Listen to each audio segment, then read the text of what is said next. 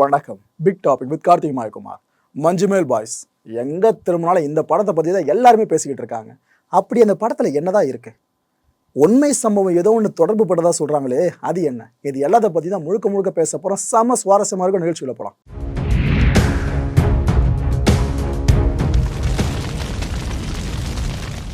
Manjummel boys இது ஒரு மலையாள படம்.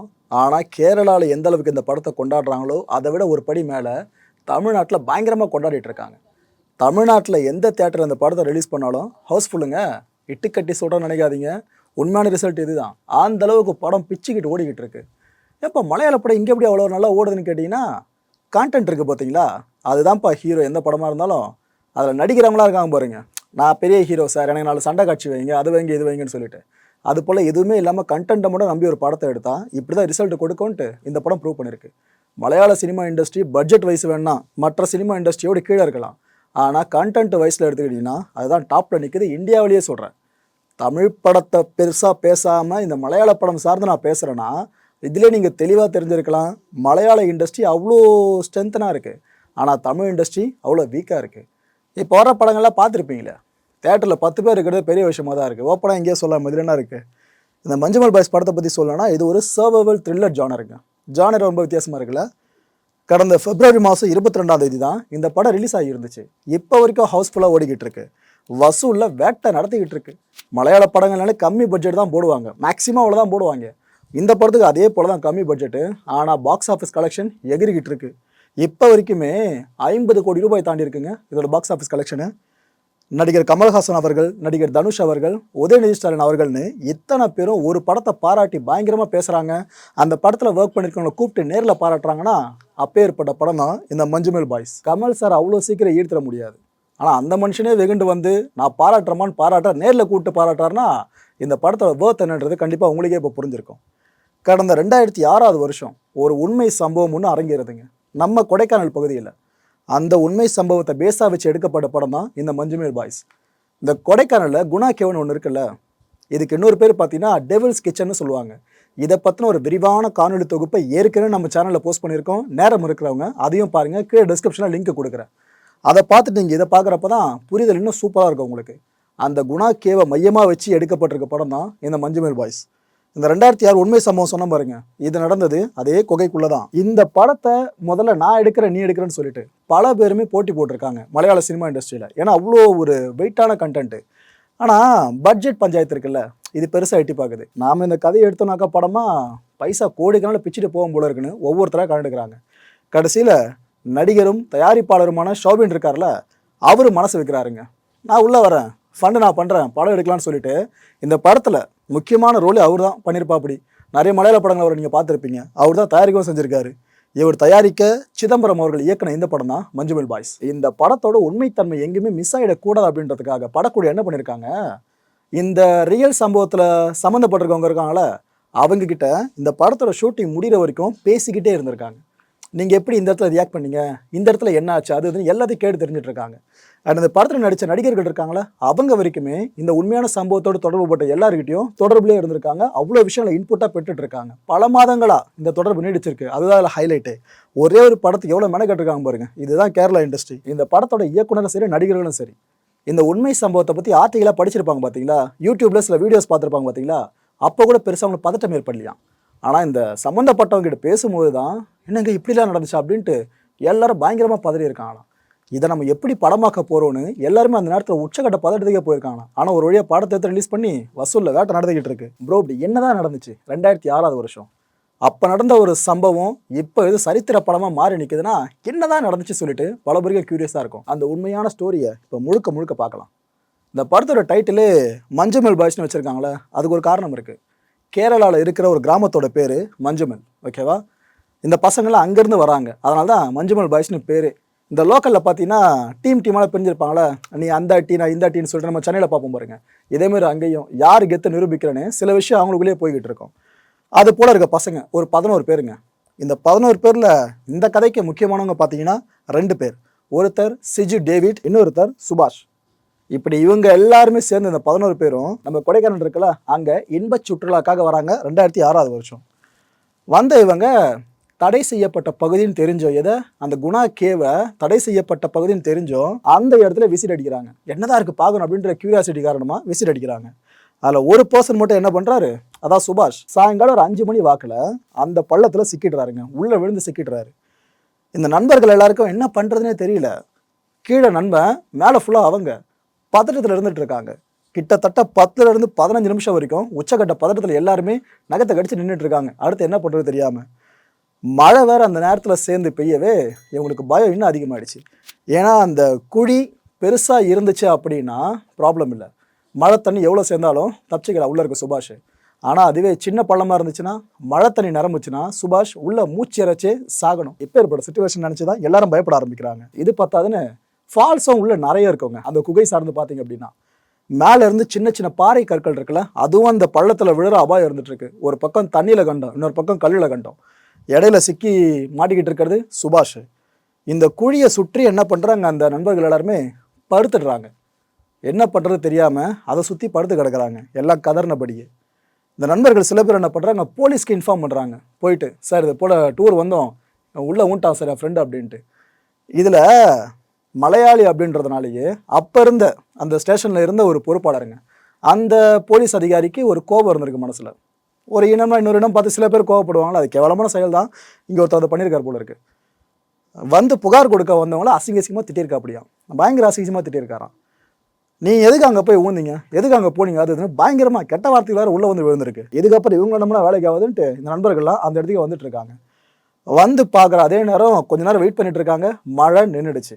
அப்பான்னு பெருமூச்சு விட்டுட்டு இருக்காங்க. கரெக்டாக அப்போ தான் தீயணைப்பு வீரர்கள் சில பேர் அங்கே வராங்க. அவங்க இல்லைன்னா இவங்க காப்பாற்றிருக்க முடியாது.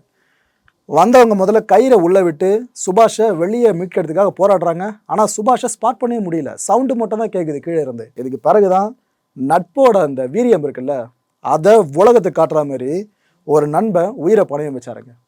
அந்த தீயணைப்பு வீரர்கள்கிட்ட சிஜு இருக்கார்ல, சிஜு டேவிட், அவர் போய் சொல்கிறாரு, சார் நானே உள்ளே இறங்குறேன் சார், கயிறில் மட்டும் நான் கட்டி உள்ளே இருக்குங்க, என் நண்பனை நான் காப்பாற்றுறேன் அப்படின்னு சொல்கிறாருங்க. இந்த தீயணைப்பு அதிகாரி ஒத்துக்கவே இல்லை. ஏன்பா ஒரு உயிருக்கா இன்னொரு உயிரை பணம் வைக்கிறதா, இதெல்லாம் வேணாப்பான்னு சொல்லி அவர் சொல்லியிருக்காரு. ஆனால் சிஜு பிடிவாதமாக இருந்திருக்காரு. சார் நாங்கள் தான் அவரை கூப்பிட்டு வந்தோம், நாங்கள் தான் வீட்டுக்கு பத்திரமா கூப்பிட்டு போனோம், ஸோ ப்ளீஸ் சார் புரிஞ்சுக்குங்க அப்படின்னு அவர் கெஞ்சிருக்காரு. இதுக்கப்புறம் இந்த தீயணைப்பு அதிகாரி சிஜியோட அந்த பேச்செலாம் இருக்குல்ல, அதை பார்த்துட்டு சரி ஓகேப்பா இறங்க அப்படின்ட்டு சிஜிக்கு கயிறு கட்டிடுறாங்க. அப்புறம் இவங்க கொண்டு போன டார்ச் லைட் ஒன்று இருக்குது, அதை சிஜிக்கிட்ட கொடுத்துட்றாங்க. இதை வச்சுக்கிட்டு அப்படியே கீழே இறங்குறாருங்க அந்த மரண குழிக்குள்ளே. இவரும் கீழே போயிட்டுருக்காரு. கும் இருட்டு. ஏதோ ஒரு மூலையில் இருந்து மட்டும் சவுண்டு கேட்டுக்கிட்டே இருக்குது. இந்த குகை பகுதியெலாம் பார்த்தீங்கன்னா சத்தம் கேட்கும், ஆனால் எங்கேருந்து சத்தம் கேட்குதுன்னு எக்ஸாக்டாக லொக்கேட் பண்ண முடியாது. அது காரணம் எக்கோ பயங்கரமாக இருக்கும். அந்த சவுண்டோட ஆரிஜினை கண்டுபிடிக்கிறது பெரிய தலைவலி. ஸோ இப்போ டாஸ்க் உள்ளே இருக்குது. சிஜுவும் மனசு தோண்டே போலங்க கீழே அவர் இறங்கிட்டே இருக்காரு. ஒரு இடத்துல ஸ்பாட் பண்ணிட்டாரு சுபாஷ் எங்கே இருக்கா அப்படின்னு. சரி, அந்த கயிறோட உதவியோடு சுபாஷை பிடிச்சபடியே சிஜி மேலே வராரு. அந்த நேரத்தில் அந்த கயிறு ஒரு இடத்துல இடுக்கில் மாட்டிக்கிச்சு. அந்த இடுக்கில் இருந்து மட்டும் அவங்க ரிலீஸ் ஆகாமல் இருந்திருந்தா 2 பேரும் இறந்துட்டு இருப்பாங்க. நல்ல வேலை. அது போல் சின்ன சின்ன இடர்பாடுகளாக இருக்குது பாருங்க, அதெல்லாம் தாண்டி ஒரு வழியாக சுபாஷை சிஜு மேலே கூட்டு வந்துட்டார். கிட்டத்தட்ட 5 மணி நேரம் போராட்டம் இது. அந்த போராட்டத்துக்கு பிற்பாடு தான் மேலே வந்ததுக்கப்புறம் அவங்களுக்கு வெளிச்சமே கண்ணுக்கு தெரிஞ்சிருக்கு. எப்படி இருந்திருக்க யோசிச்சு பாருங்கள். அந்த நேரத்தில் அவங்களுக்கு இந்த குறிப்பிட்ட குணா கேவுக்குள்ளே பார்த்தீங்கன்னா ஏற்கனவே 13 பேர் மிஸ் ஆகிருக்காங்க. இதில் ஒருத்தரோட எலும்பு கூட கிடைக்கலங்க. அப்போ ஏற்பட்ட டேஞ்சரஸான ஒரு ஸ்பாட் இது. அதனால தான் கவர்மெண்ட்டே அந்த இடத்துக்குள்ள மக்கள் போகாதீங்கன்னு தடை பண்ணி விட்டுருந்தாங்க. இதில் தப்பிச்ச ஒரே ஒரு அதிர்ஷ்டசாலி யார் தெரியுமா? சுபாஷ் மட்டும்தான். வேறு யாருமே உள்ளே போனவங்க வெளியே வந்ததா சரித்திரமே இல்லை, இந்த ஒரு பர்சனை தவிர. இதை நாம் தெய்வாதீனமான செயல்பாடு அப்படின்னு புரிஞ்சிக்காமல் வேறு என்னத்தை புரிஞ்சுக்கிறது? ஏன்பா நீ எதனா உள்ள இன்புட் போடுறியான்னு கேட்டிங்கன்னா, இந்த படமே நீங்கள் பார்த்துருப்பீங்க, பார்த்தவங்களுக்கு சொல்கிறேன். முருகர் சார்ந்த குறியீடு ஒன்று வரும், அவரை காப்பாற்றி முடித்த பிற்பாடு, பழனி முருகன் சார்ந்து. நீங்களே புரிஞ்சுக்கலாம் டைரக்டர் என்ன விஷயத்தை அங்கே சொல்ல வந்திருக்காருன்னு. ஏன்னா இதெல்லாம் மிராக்கலுங்க. செத்துருவார்னு நினச்ச ஒரு பர்சன் வெளியே கொண்டு வந்தாலும் மிராக்கல். கடந்த 2006லேருந்து 2016 வரைக்கும் இந்த பகுதிக்கு, இந்த குணா கேவ் இருக்குல்ல, இங்கே பொதுமக்களுக்கான பார்வை நேரம் இருக்குது பாருங்க, அதை முற்றுமுழுதாக காலி பண்ணி அனுமதியே இல்லைன்னு சொல்லிட்டாங்க கவர்மெண்ட்டு. சம ஸ்டோரியில் இன்னும் கொஞ்சம் இருக்குது, முழுசாக கேட்டுருங்க. நம்ம சுபாஷ் இருக்கார் பார்த்தீங்களா, அதான் படத்தில் பார்த்தவர் கிடையாது, இந்த சம்பவத்தோட நிஜத்தில் தொடர்பு பட்டவர். அவர் என்ன தெரியுமா சொன்னார், அது ஒரு ஃப்ரீசர் பாக்ஸ் மாதிரி இருந்துச்சு, அதில் நான் மாட்டின உணர்வு அவ்வளோ ஒரு குளிர், உரை குளிர், வவ்வாலோட இறைச்சல் ஒரு பக்கம், இதெல்லாம் நான் டார்க்கில் பார்த்துக்கிட்டு இருக்கேன் அப்படின்னா எப்படி இருக்குங்க, என்னோடய சாவை நான் கண்ணு முன்னாடி பார்க்குற மாதிரி இருந்துச்சு. எனக்கு ஒரே ஒரு ஆறுதல் என்னென்னா, மேலே இருந்து என்னோடய ஃப்ரெண்ட்ஸ்லாம் கத்திக்கிட்டு இருந்தாங்களே, அது மட்டும் தான் எனக்கு ஒரே ஒரு ஆறுதலாக இருந்துச்சு. நான் கொஞ்சமாச்சும் தைரியமாக இருந்தேன். அவங்களோட சத்தத்தின் மூலமாக தான் பல பேர் இங்கே இறக்கறதுக்கு காரணம், ஏதோ கீழே அடிபட்டு சாகுறாங்க அது போல இருந்திருக்க வாய்ப்பே இல்லை. என்னோட அனுபவத்தை வச்சு சொல்லணும்னா, உள்ளுக்குள்ளே போய் சிக்கிக்கிட்டாங்கன்னா அவங்களுக்கு தண்ணியும் கிடைக்காது, உணவும் கிடைக்காது. அவங்க அந்த பதட்டத்திலே மூச்சு இறைக்க ஆரம்பிப்பாங்க. ஸோ இது போல தாங்க நிறைய பேர் இங்கே செத்துருக்கணும். நான் இங்கே விழுறதுக்கு முன்னாடி பல பேரும் இந்த பகுதியில் சிக்கிறதா சொன்னாங்களே, அவங்களாம் அப்படி தான் இறந்துருக்கணும். ஸோ இந்த பள்ளத்தில் விழுந்தா நீளமாக அவங்க கீழேயே போயிட்டு இருக்கிறதுக்கு வாய்ப்பு இல்லை. அங்கங்கே திட்டு திட்டாக இருக்குது உள்ள. ஸோ அங்கே எங்கன்னா சிக்கிக்கணும். அவங்க மேலேயே சிக்கிக்கிட்டாங்கன்னா ஓரளவுக்கு நண்பர்கள் மூலமாக காப்பாற்ற முடியும். ஆனால் கீழே ரொம்ப போய் சிக்கிட்டாங்கன்னா காப்பாற்றவே முடியாதுன்னு சுபாஷே சொல்லியிருக்காரு. வேற யாரோ சொல்கிற விஷயம் இல்லை, அங்கே சிக்கின சுபாஷே சொல்கிறாரு. நரக வேதனையாக இருந்துச்சான். இந்த மஞ்சுமேல் பாய்ஸ் படத்தில் போலீஸ் அதிகாரி கேரக்டர் வரும் பாருங்க, அவருக்கு மிகப்பெரிய பிரேக்குங்க. சினிமா இண்டஸ்ட்ரியை பொறுத்த வரைக்கும் தமிழ் நடிகர் தான் அவர். ஆக்சுவலாக ஒரிஜினல் போலீஸ் இருக்காங்களே, அந்த டைமில் இந்த சம்பவத்தோடு தொடர்பு போட்டவங்க அவங்க பண்ணதை விட ரொம்ப ரொம்ப கம்மியாக தான் படத்தில் பண்ணியிருக்கா. அப்படியா கெட்ட வார்த்தைகளை பிரயோகப்படுத்துறதா இருக்கட்டும், கை வாங்குறதா இருக்கட்டும், இது போல விஷயங்கள்லாம் சொல்கிறேன். உண்மையில் என்ன இருக்கான், இவங்கெல்லாம் உயிர் பழிச்சு வெளியே வந்த அந்த டைமில் கூட அப்போ இருந்த போலீஸ் அதிகாரி சில பேர் காசு கேட்டிருக்காங்களாம். ஏன்பா கேஸ்லாம் போட்டே ஆகணும், நிறைய விஷயம் நீங்கள் வயலேட் பண்ணியிருக்கீங்க, அது இதுன்னு கேட்டு சரி பாக்கெட்டில் எவ்வளோ வச்சுருக்கேன், 10 ரூபா 20 ரூபா 30 ரூபான்னு எவ்வளோ இருக்கோ எல்லாத்தையும் பிடிங்கிட்டு தான் அனுப்பிச்சி விட்டாங்களாம். உண்மையில நடந்த விஷயமா இது போல் ஒரு சில போலீஸ் அதிகாரிகள் இருக்கிறதுனால தான் ஒட்டுமொத்த டிபார்ட்மெண்ட்டுக்கே கெட்ட பேர். பல படங்கள் இந்த டயலாக் நீங்கள் கேட்டிருப்பீங்க, எது வரைக்கும் வந்திருக்கு பாருங்க. எதையோ நம்ம படிக்க போனாக்கா எதோ தான் வந்து விழுது பார்த்தீங்களா. ஆனால் இந்த படத்தில் இந்த உண்மை விஷயங்களை அப்படியே காட்டல, நாகரிகமாக எடுத்து கொண்டு போயிட்டாங்க. இப்போ நீங்கள் ஸ்க்ரீனில் பார்க்குறீங்களா, இவங்க தான் த ரியல் மஞ்சுமல் பாய்ஸ். அந்த 11 பேர் போனாங்கன்னா சொல்ல பார்த்தீங்களா, இவங்க தாங்க அது. இந்த மலையாள டிவி இண்டஸ்ட்ரி இருக்குது பார்த்தீங்களா, அதில் இருக்க ஒரு சில டிவி சேனல்ஸ் அப்புறம் இந்த சோஷியல் மீடியா சேனல்ஸும் இவங்களை அடித்து நேர்காணல் எடுத்திருக்காங்க. இந்த படம் மூலமாக இவங்க பேர் பெருசாக வெளியே வருதுல, ஸோ இவங்களை அடித்து எடுத்திருக்காங்க. செம ஃபன்னாக பேசுகிறாங்க எல்லாருமே. அவ்வளோ பெரிய இன்சிடென்ட்டில் மாட்டினவங்களே தெரியல, அவ்வளோ சந்தோஷமாக பேசுகிறாங்க. ஆனால் அந்த டாப்பிக்கை மட்டும் நம்ம எடுத்துகிட்டு வைங்க, அந்த நேரம் எப்படி இருந்துச்சு நீங்கள் சிக்கனப்பா அப்படின்னு சொல்லிட்டு பதறிடுறாங்க. இப்போ இருக்க அந்த பதட்டம் இருக்கா அவங்களுக்கு. இதுதான் மக்களே ரியல் ஸ்டோரி. இதைத்தான் படமாக எடுத்திருக்காங்க. எந்த அளவுக்கு உண்மைக்கு ரொம்ப நெருக்கமாக போக முடியுமோ அந்த அளவுக்கு படமாக எடுத்திருக்காங்க. ஏன்னா ஒரு சில விஷயங்கள் அப்படியே காமிச்சிட முடியாதுல்ல. அந்த உதாரணத்துக்கு போலீஸ் விஷயம்லாம் சொல்கிறேன். இந்த படத்தை இயக்குனர்ல சிதம்பரம் அவர்கள், இவரோட சிந்தனையை பாராட்டியே ஆகணுங்க. குறிப்பிட்ட 2 விஷயங்களை சொல்லலாம். ஒரு விஷயம், இந்த கயிறு கட்டி இழுக்கிற மாதிரி ஒரு காட்சி அமைப்பு இந்த படத்தில் இடம்பெறதா சொல்கிறாங்க. அந்த கயிறு கட்டுறதுல 2 பக்கம் இருக்க மாதிரி இருக்க ஆட்கள், அதில் ஆப்போசிட் சைடில் நின்றுட்டு இருந்தவங்க வேற யாரும் இல்லை, இந்த சம்பவத்தில் தொடர்பு பட்டவங்க சொன்னாங்க பார்த்தீங்களா, முன்னாடி ஃபோட்டோ காமிச்சுன்னு, அவங்க தான் ரியல் ஆட்களையே கூட்டு வந்து அந்த சீக்வன்ஸுக்கு பயன்படுத்தியிருக்காங்க. வேற லெவல் திங்கிங்கில். இதேமாதிரி இன்னொரு விஷயங்க, மனிதர் உணர்ந்து கொள்ள இது மனித காதல் அல்ல. இது எந்த பாட்டில் எப்படி வந்திருக்குன்னு கண்டிப்பாக ஒன்று தெரிஞ்சிருக்கும். இந்த குணா படத்தில் வந்த பாடல், அந்த வார்த்தைகள் காதலுக்கு தான் பயங்கரமாக பொருந்தும் நம்ம இது வரைக்கும் நினச்சிட்டு இருக்கோம். ஆனால் இந்த படத்தில் அந்த வரிகளை பிளேஸ் பண்ணியிருப்பாங்க, நட்புக்கு பொருந்தும். தியேட்டர் அளப்பறன்னு சொல்லுவோம் பாருங்க, பெரிய பெரிய ஸ்டார்ஸோட படங்கள் ரிலீஸ் ஆச்சுன்னா இன்ட்ரோ சீனில் அந்த மாதிரி ஒரு அளப்பற தேட்டரில் உங்களால் பார்க்க முடியும் இந்த பாடல் அங்கே பிளேஸ் ஆகிறப்ப. அதுவும் இந்த பாட்டோடய வர்ற காட்சி அமைப்பு இருக்கு ஒர்த்துங்க. இப்போ வரைக்கும் நிறைய பேர் அதை வாட்ஸ்அப் ஸ்டேட்டஸாக வச்சு கூட சுற்றிக்கிட்டு இருக்காங்க. அந்த அளவுக்கு ஈர்க்கப்பட்டிருக்காங்க. நட்புக்கு ஒரு ட்ரிபியூட் பண்ணுற மாதிரி படமா இந்த படம் இருக்குப்பா, அதுவும் குறிப்பிட்டு இந்த காட்சி இருக்குப்பான்னு சொல்லிட்டு இந்த நேரத்தில் நாம் ராஜா சாரை மிஸ் பண்ணிடவே கூடாதுங்க. கிட்டத்தட்ட 31 வருஷங்களுக்கு முன்னாடி வந்த பாட்டு இந்த பாட்டும் சரி, அந்த படமும் சரி, குணா படம். ஆனால் 2024 இப்போ நாம் இதை பற்றி பயங்கரமாக பேசுகிறோம். எங்கே ரீல்ஸில் திரும்பினாலும் அந்த பாட்டு தான் ஓடிக்கிட்டு இருக்கு. இதுக்கெல்லாம் ஒரே காரணம் இந்த படம் தான். அந்த பாடல் வந்ததோட காரணம் அப்போ நம்மளுக்கு புரியல. அந்த குணா படம் எடுக்கப்பட்ட அந்த டெவில்ஸ் கிச்சன்ற குகைக்கு குணா குகன் பேர் வந்தது காரணம் நம்மளுக்கு புரியல. இப்போ 2024 தான் புரியுது. ஓ இவ்வளோ வருஷம் எடுத்துக்குதா இவங்களுக்கு ட்ரிபியூட் பண்ணுற மாதிரின்னு சொல்லிட்டு.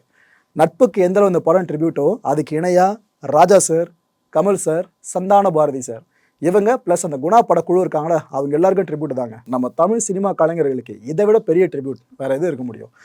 டைரக்டர் சிதம்பரம் கூட சொல்லியிருக்கா, அப்படி நான் வந்து எல்லாரையும் மீட் பண்ணிட்டேன், இங்கே ராஜா சாரை நான் மீட் பண்ணிட்டு தான் ஊருக்கு போவேன்ற மாதிரி சொல்லியிருக்காரு. அதுவும் நடக்கணும். அடுத்தபடியாக ஒரு ஃப்ளாஷ்பேக் போவோங்க. இந்த குணா படம் சார்ந்து கமல்ஹாசன் சார் அன்றைக்கி ஒரு பேட்டி கொடுத்துருந்தா அப்படி ஒரு பத்திரிகைக்கு. அந்த பேட்டியில் அவர் சொல்லியிருக்க விஷயங்கள்லாம் இருக்குல்ல, அதுக்கு இப்போ பயங்கர ட்ரெண்டாக போயிட்டுருக்கு. ஏன்னா இந்த மலையாள படத்தை நம்ம பார்த்துட்டு தான் எப்படிப்பா இந்த இடம் சார்ந்த ஷூட்லாம் நீங்கள் பண்ணியிருக்கீங்க, அவ்வளோ கஷ்டமாக இருக்கும் போல இருக்கே அது இதுன்னு பேசுகிறோம். ஆனால் இந்த மனுஷன் இதை 32 வருஷத்துக்கு முன்னாடியே பண்ணியிருக்காருன்னா எவ்வளோ பெரிய விஷயங்க. இதை பற்றி தான் அவர் அப்போ பேட்டி கொடுத்துருப்பா. அப்படி அதில் என்ன சொல்லியிருப்பார் கமல் சார்னா, ரொம்ப நாள் கழிச்சு நான் ஒரு காதல் கதை பண்ணியிருக்கேன். மக்கள் நடமாட்டம் பெருசாக இல்லாத கொடைக்கானல் பகுதியை தேடி தான் நாங்கள் போனோம். நாங்கன்னா நானும் சந்தான பாரதியும், ஏன்னா இவர் தான் அந்த படத்துக்கு டைரக்டராக ஒர்க் பண்ணியிருப்பார் சந்தான பாரதி அவர்கள். நாங்கள் போகிறோம் ஒரு 7 கிலோமீட்டர் வரைக்கும் போயிட்டோம். ஆனால் நாங்கள் எதிர்பார்க்குற மாதிரி ஒரு லொக்கேஷன் எங்களுக்கு கிடைக்கவே இல்லை. அப்போ நாங்கள் சரிவா திரும்பி போயிடுவோம் அப்படின்னு நினச்சோம். சரி பரவாயில்ல, ஒரு 1 கிலோமீட்டர் முன்னாடி போய் பார்ப்போம்னு நாங்கள் போனோம். அப்போ தான் எங்களுக்கு ஆச்சரியம் கிடச்சிதுங்க. கரெக்டாக அந்த 8வது கிலோமீட்டரில் நாங்கள் தேடின மாதிரி எக்ஸாக்டான ஒரு லொக்கேஷன் கிடச்சிது. கிடச்ச அந்த லொக்கேஷன் மேலேயே சர்ச்சை நாங்கள் செட்டு போட்டோம். அதுக்கப்புறம் ஷூட்டிங்கை பரபரப்பாக நாங்கள் ஆரம்பிச்சிட்டோம். ஷூட்டிங் ஆரம்பிக்கிறதுக்கு முன்னாடி ஒரு பாதையை நாங்கள் போட்டோம் அப்படின்றாரு. பெருசாக மனித கால் தடம் படாத பகுதி இது. அப்பேற்பட்ட பகுதியை கண்டுபிடிச்சி ஷூட் பண்ணியிருக்காங்க. இந்த படக்குடி என்ன பண்ணுவாங்களா, 700 அடி பள்ளத்தாக்காங்க அந்த பகுதியில். அதுக்குள்ளே கயிறில் இறங்கிட்டு ஷூட் பண்ணிவிட்டு என்ன நீங்கள் பெருசாக உள்ளே போய் பண்ண முடியும் குகைக்குள்ளே. அங்கே பட்டு ஷூட்டிங்கை முடிச்சுட்டு அடுத்தடுத்த வேலைக்காக ரெடி ஆகிட்டு இருக்கணுமா. அப்போ இந்த படக்குடி எவ்வளோ கஷ்டப்பட்டுருவாங்க பாருங்கள். இவங்களோட அந்த அயராத முயற்சி இருக்குல்ல, அந்த கடின உழைப்பு, அது 2024 தான் பெருசாக பேசப்பட்டு இருக்கு. கமல் சார் தாங்க சினிமா லைப்ரரின்னு அந்த மனுஷனை சும்மாவா சொல்கிறோம். அவர் எடுக்கிற படங்களாக இருக்கட்டும், நடிக்கிற படங்களாக இருக்கட்டும், கதை எழுதுகிற படங்களாக கூட இருக்கட்டுமே, திரைக்கதை சேர்த்து தான் சொல்கிறேன். 50 வருஷத்துக்கு அப்புறம் நாம் என்னென்ன விஷயங்கள துணுக்குகளாக எடுத்து அதை பெரிய விஷயமா பண்ண போகிறோமோ அதுக்கான துணுக்குகளாக அந்த மனுஷன் இப்போ விட்டு போகிற மாதிரி இருக்கும். ஒன்று குணா படமே நம்ம இப்போ தான் தொட்டிருக்கோம். இன்னும் கமல் சாரோட எவ்வளோ படங்கள் இருக்குது, இன்னும் எத்தனை வருஷங்கள் கழித்து அந்த டச்சில் வரப்போகுது, இதெல்லாம் நினச்சி பார்க்கும்போது ரொம்பவே எக்ஸைட்டாக இருக்குது. இந்த கான்டென்ட்டை பொறுத்த வரைக்கும் நாமெல்லாம் எதிர்பார்க்க வேண்டிய விஷயம் ஒன்று தான். இப்போ இந்த மலையாள படத்தை எல்லோரும் கொண்டாட ஆரம்பிச்சிருக்காங்களே, இதே நேரம் குணா படத்தோட மகிமை இப்போ எல்லாருக்கும் புரிஞ்சிருக்கும். அன்பே சிவம் படத்துக்கு ஒரு நிலைமை வந்துச்சு, ஞாபகம் இருக்கா? கமல் சார் அப்படி நடிச்சிருப்பார். சுந்தர் சி இயக்குன படமாக இதுன்னு எல்லாருமே அப்படி ஆச்சரியமாக பார்த்த ஒரு படம். எப்போ? பல வருஷம் கழிச்சு. ஆனால் படம் ரிலீஸ் ஆனப்போ பெருசாக எந்த ரெஸ்பான்ஸும் இல்லை. சுந்தர் சி சாரே ஒரு வாட்டி மனசு கஷ்டப்பட்டு சொல்லியிருப்பா அப்படி. அந்த டைமில் யாருமே அந்த படத்தை கொண்டாடலைங்க. அப்புறம் எப்படி நான் திரும்ப அன்பே சிவம் மாதிரி ஒரு படத்தை எடுப்பேன் அப்படின்னு இருப்பார். புரியுதுல அவங்களோட வழி எந்தளவாக இருக்குன்னு சொல்லிட்டு. கமல் சார் படம்லாம் இதுதான் போல இருக்குங்க. அந்த படம் எடுக்கப்பட்டு ரிலீஸ் ஆனதுமே பெருசாக ரெஸ்பான்ஸ் இல்லாமல் பல ஆண்டுகள் கழிச்சு கிடைக்கும் போல இருக்குது. அப்படி தான் குணாக்கு இப்போ கிடச்சிருக்கு. ஸோ குணா படத்தை இப்போ தேடி தேடி நிறைய பேர் பார்ப்பாங்க பாருங்க. இந்த மலையாள படத்தை எந்தளவு பார்க்குறாங்களோ அந்த தாக்கத்தில் இந்த குணா படத்தையே பார்ப்பாங்க. ஸோ தமிழ் இண்டஸ்ட்ரியிலையும் ஒரு நல்ல விஷயம், பழைய படம் சார்ந்து நடக்குதுன்னா அது குணா படத்தை சொல்லலாம். பாருங்கள் இந்த மலையாள படத்தை, ஒர்த்தாக இருக்கும். அடுத்த நிகழ்ச்சியை சந்திக்கலாம். நன்றி, வணக்கம். வணக்கம் மாயம் ஸ்டுடியோஸ் நண்பர்களே. மாயம் ட்ரெண்ட்ஸ் அப்படின்ற ஒரு புதிய ஃபேஸ்புக் பேஜை ஓப்பன் பண்ணியிருக்கோம். நீங்கள் யூடியூப்பில் பார்த்துட்டு இருக்கீங்களா நம்மளோட கான்டென்ட்ஸ்லாம். இதெல்லாம் விட ஒரு படி மேலே ரொம்ப கிறிஸ்பாகவும் ரொம்ப சூப்பராகவும் நிறைய கான்டென்ட்ஸ் உங்களுக்கு இந்த பேஜில் காத்துட்ருக்குங்க. ஸோ உடனடியாக ஃபேஸ்புக் பிளாட்ஃபார்ம் போங்க, மாயம் ட்ரெண்ட்ஸ்னு டைப் பண்ணி சர்ச் பண்ணி நம்ம பேஜை ஃபாலோ பண்ணுங்கள். அப்படியே நம்ம சேனலையும் நீங்கள் சப்ஸ்கிரைப் பண்ணிட்டீங்க அப்படின்னா இன்னும் நிறைய புது புது கான்டென்ட்ஸை உங்களுக்காக ப்ரொடியூஸ் பண்ணி கொடுத்துக்கிட்டே இருப்பாங்க. நீங்கள் பண்ணுற ஒவ்வொரு சப்ஸ்கிரிப்ஷனும் எங்களுக்கு பெரிய மோட்டிவேஷனாக அமையும்.